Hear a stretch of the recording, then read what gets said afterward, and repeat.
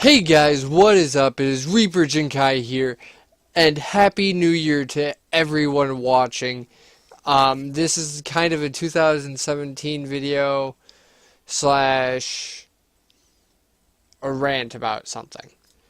Um, so, first things first, we're gonna get the New Year's resolutions out of the way.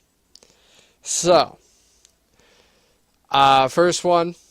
My first New Year's resolution, and I'm just sharing this because whatever, is I want to get out of debt this year. For those of you who don't know, I am an ex-college student. I didn't graduate. I kind of got things messed up with how they scheduled me and stuff and what they signed me up for. Long story short, I got put under the wrong major. So, I quit, they wouldn't work with me, now I'm in debt. Like, still $2,000 after paying it off for a few years. So, my goal is to pay that off this year, which would be a huge weight off my shoulders. And then my second New Year's resolution for the channel is going to be to get a better camera. So if I do something like this, I'm not just a blur. Or just moving slightly, I'm not just a blur. Because if you don't know, the camera I'm using right now is literally hooked up to USB. It is a USB camera, that's all it is. It's what I had to work with when I started streaming. And watching it as it records me now, it doesn't even keep up with my lips. Which is kind of sad. But I'm going to take drinks because this is a lot of talking. Sorry about that. So those are my two New Year's resolutions. And I'm also going to try and save money. But that's everyday thing, not a New Year's resolution. But the second thing I wanted to talk about in this video was this is something I think everybody should take to heart when going into this new year. And that is, well, let me give you some context to where I thought about this first. So my family goes to church every Sunday morning. I don't like going, but I go because it's my family's tradition. And while we were there, we had like a substitute pastor. Not the main one, but they were out of town visiting family, so we had the youth leader come and preach to us instead. Side note, saddest thing I've ever seen.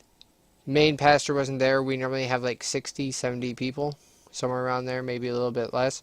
We had two families show up, one of them being mine, which was a family of 5, and the other one had like 3. So we had 8 people show up out of like the 50 to 70 because the main pastor wasn't there. Saddest thing I've ever seen. Well, not true, but like it was disappointing. But anyways, sorry, rambling. He had said something that among the lines of, and he was talking about how forgiving God is and so on and so forth. But he had said, like, if you knew everything I ever did wrong, you would never forgive me. And that really, like, I don't know what it was, but that popped out to me. Because it's, for a lot of people, it's true. But, like, things like that, I suppose, to me, have never really affected me. Like, I have friends who have had problems with the law. I have friends who've done drugs. I have friends who do drugs. I have friends that have gone through, like, really depressed stages. I have friends who are currently not talking to me because of stuff going on in their life and drama in their life, but they're still all my friends. And like, their past has never really affected what I've thought of them. And I don't understand that why that's a thing that we do. I mean, like, I can understand if like 20 years ago or X amount of years ago somebody hurts you personally and you don't think you can trust them. I get that. What I don't get is like, it's gonna be way underplayed, but like, you're in high school, like 10th, 11th grader, and you're thinking of being friends with a guy, and one of your other friends goes, "Oh, don't be friends with him. He stole my toy in like second grade, and he's a total douche." And you're like, "Oh yeah, that guy's a total douche. Who would steal toy?" Like, it's way underplayed. That's not how it goes, but like, that, to me, that's what the equivalent is. Like, well, this person had a problem with the law when he was younger. Okay, does he still have problems with the law? No. Well, then what's the problem? Why aren't you friends with them? And I gotta use a quote here that I really love.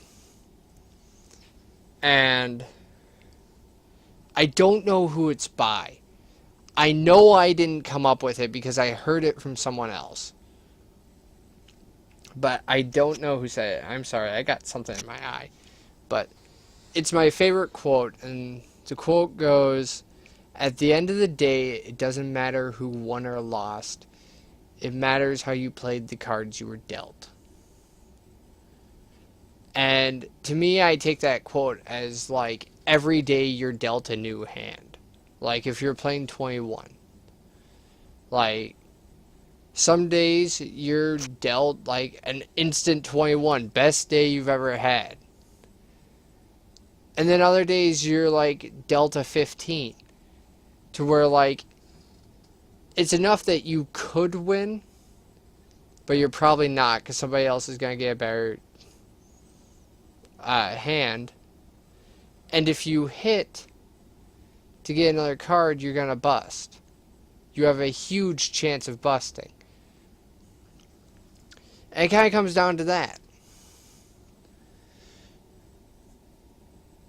Well, let me try and be more elaborate. Then it just comes down to that. So, to me, that's how every day goes. And I wanted to share this quote because I kind of look at the world as a card game.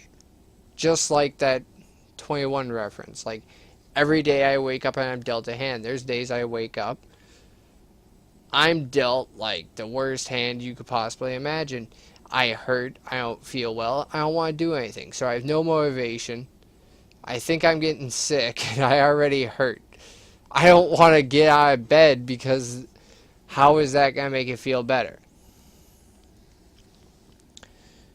But like days like today, I was dealt a perfect 21 because I woke up, I felt good, had some good sleep, didn't hurt for like the first time in like 2 months, so that was a plus.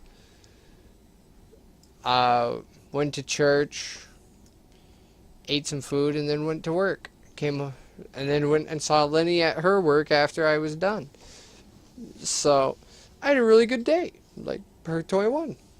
Like, it doesn't sound like much, but it was a 21. And my mouth is getting dry again. Excuse me.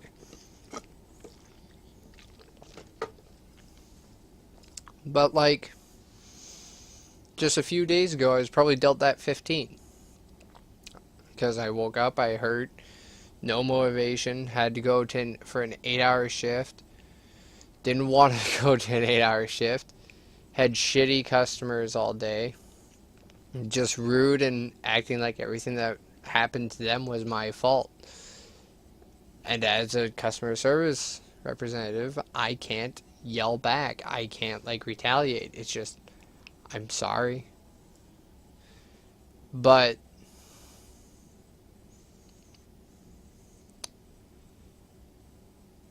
I play I guess the point that I'm trying to get across is, even though I was dealt those bad cards, I still played them. I played them to the best of my ability. I made the decision that would to keep going. Like, I could have called into work, but that causes more problems down the road. I could have there's something I could have done right. I could have just clean wiped my mentality and gone with a perfect, like, this is going to be a good day. Everything's going to get back together. If I was probably cheerier, the customer probably wouldn't have been as mad. So that was something I did wrong with my hand. But, like, even though I played some badly, at least I made a play. And I consider the new year as a deck reshuffle. If you've played 21, it makes sense. But pretty much we're getting all new hands. You're not going to see a pattern anymore. And I want everybody to kind of seize that. Take up that new deck and do what you can with it. Like, and I guess this hits so close to home for me, or like, maybe that's not the correct way to put it. Maybe I'm so adamant about this. There we go. Because I've had like times in my life to where I wanted it to be my last hand. I didn't want there to be a next day. And then I kind of adopted this mentality of, let's just play it the best that we can and do what we can. And my life has gotten better. Like, I have amazing friends around me and stuff and an amazing girlfriend who supports me in everything I do. I support her in everything she does. we argue about a few things, but it's more jokingly argue, like, I want a fox. She doesn't want me to get a fox, so... Inside jokes, I'm sorry. But yeah. I'm just gonna leave it at that. Because I don't think there's anything more I can say to that. And I'm debating on if I want to do a little rant about something that I kind of had like an epiphany about. But, like, it touches on the basis of religion, and I don't know if I want to go there, but you know what? Screw it. We're going to go there. So, if religion is not something you want to hear about, now would be the time to leave. If you choose to leave, thank you for watching. I hope you have a wonderful rest of your new year. Hope you didn't party too hard, and you're not still hungover, like... almost, for me, it would be 19 hours later. So, hopefully, you're not partying too hard. Whatever. Last drink. So,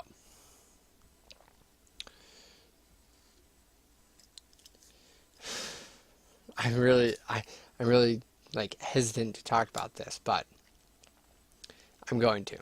So, this last topic is going to be like specifically the Christians I grew up around. So this is not all Christians. This is not all religions. This is the Christians that are specifically in my hometown. Because I know, like, region to region, it's going to change, and from, like, country to country, continent to continent, whatever. Everywhere in the world, it's going to be different. State to state in America. Like, something that happened in Minnesota might be different than Iowa, or Tennessee and Texas, California, Florida. Like, you get the point. So, just to make sure everybody's on the same page. This is just the people I grew up around. And I'm talking about this because it does relate to gaming, which I do a lot about. So I've noticed with like the people I grew up around, they really hated gaming when I was like growing up and learning about it. I suppose this is more like story time and the epiphany I got from it, but regardless, moving on. They really hated gaming, and like not all gaming, but like a majority of it. Like Mario was okay, Pac-Man was okay, old stuff, not the newer things.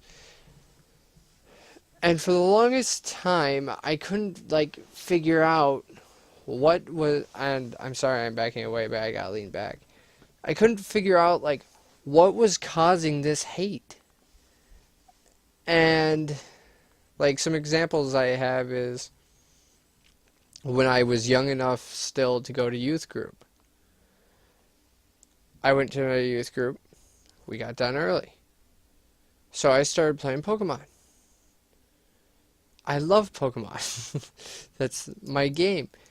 And the youth minister looked at me and said, Pokemon is of the devil. Do not play it here. And I'm like 13, 14, looking at this guy like, what are you smoking? What? But because like, and we've played the games. We've all played the games on this channel, hopefully, considering that's a majority of my content. But, and I don't see anything satanic about it. Because, like, there, nowhere in there, in any of the games, is there anything about, like, Satan or worshiping him or whatever. So I look at him and I go, no, it's not. What do you mean? And he goes, well, where do they get their powers from? And, like, this might just be a case of, like, how do I want to word this? Over-the-top Christian. Well, we'll put it that way. He was taking a game and, like, putting it to, like, real-world standards. Wrong way. So, I like to talk with my hands. I'm sorry. So, I'm going, it's a game. People created the game. They're in their own world. What does it matter? And to make a long rant short, because it's not really a rant at this point, it's just me searching for words to describe this without being offensive. To make this short, what I finally realized today is that the reason why the people I grew up around hated, like, Pokemon and stuff like that and thought that it was of Satan is because, one, it's so hard to grasp when you don't play games that they're their own universe. Like, nothing in this world can be directly connected to a game. Like, maps and stuff like that can, and, like, names we share, but, like, the way I described it to my friend would be like if somehow we found out that hell was geographically the same as Minnesota. And then somebody said, holy crap, Minnesota is hell. No. We're talking like two different planes of existence. You can't, like, you guys get the point. I don't need to describe it. If you want me to, ask me in the comments. I'll describe it there. But, so, and when I realized there was that, and then it's the one media that's not afraid to censor itself. Like, let's look at the Final Fantasy series, if anybody's ever played it. How many Final Fantasy games do you kill a god? So many. So many of them. Like, I think, I'm not going to spoil anything. I was about to say which game I think you kill one. And it's like a huge plot point, but I'm not going to. But like, Final Fantasy games, there's gods, there's summons, there's priests, but they're not of the religions that we know of. They have their own formats, and no matter how much somebody cries out and complains about it, video games don't care. It's their world. And they're not going to change their world because we don't like it. Once it's programmed and on the shelf, it's not like a TV show to where you can just cut that episode. Like, going back to Pokemon, like, the Giant Tentacool episode. If you guys don't know about that episode, it's probably because it was banned. Why? Because it happened like right after a tsunami in Japan. And they thought it would be offensive to people to have a giant tentacruel destroying cities. So they just kind of cut it out and moved on. Video games, you can't just be like, oh, this one part of the game is really offensive, let's take it out. Because once it's out there, there's no changing the game. Which I think, for the people I grew up with, angered / scared them, because it's this first thing that they've probably dealt with, that yelling and complaining doesn't change anything. Because, like, look at celebrities. How many celebrities have apologized for something they've said? Probably all of them. They've all probably apologized about something they've said at some point. Movies. How many movies, like, get remastered and they remove part of a movie because in this day and age, or remade, not remastered, something gets removed, or like a character's skin color or anything gets changed to be more like time appropriate. Trying to think of